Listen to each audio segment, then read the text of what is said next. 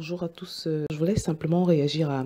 Vous savez, en ce moment, je fais du recrutement, je recrute des personnes dans le groupe et j'ai posé quelques questions aux gens et la plupart des gens ont répondu. J'ai posé une question, celle de savoir si les personnes avaient déjà reçu Jésus. En fait, je demande aux gens de me parler brièvement de leur expérience avec Jésus.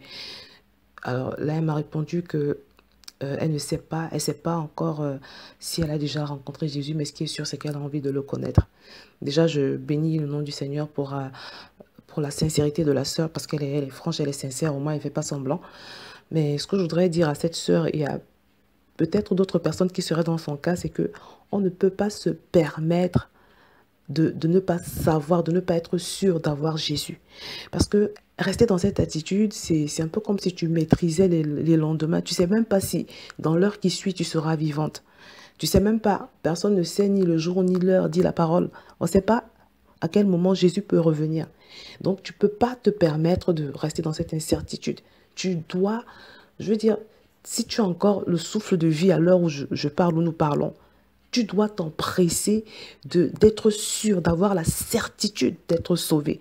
Non, mais c'est un sujet tellement important. C'est fondamental, c'est essentiel.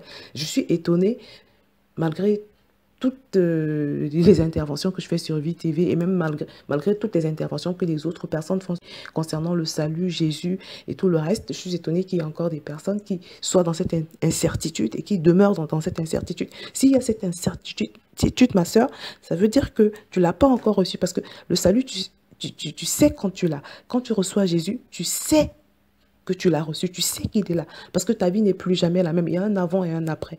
Donc vraiment, si tu es dans la situation de cette sœur, essaye de résoudre ce problème rapidement, avant de faire la prochaine chose que tu avais l'intention de faire.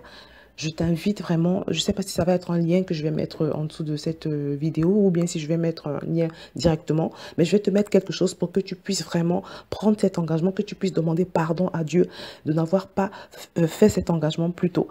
Que tu demandes pardon pour tes péchés et que tu te donnes à Jésus, que tu lui dises que tu veux l'accepter dans ta vie, que tu veux vraiment soumettre ta vie à sa seigneurie, qu'il vienne prendre le total contrôle.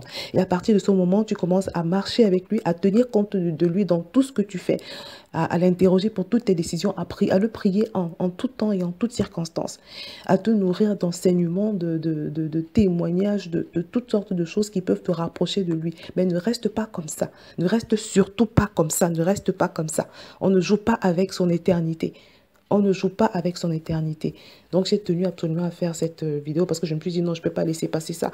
Qu'il y ait quelqu'un qui me dise, là, ce n'est même plus par rapport au groupe des célibataires amoureux de Dieu, c'est par rapport à tout le monde, tout court. S'il y a des personnes, je vais peut-être même mettre cette vidéo, initialement j'avais l'intention de la mettre dans le groupe des célibataires amoureux de Dieu, mais je vais peut-être la mettre carrément sur Vie TV parce que c'est peut-être une question qui concerne beaucoup de personnes. Ne reste pas dans cette incertitude, mais donne franchement ta vie à Jésus et passe de l'autre bord et sois sauvé. Et sois sauvé. La parole de Dieu nous demande de travailler à notre salut.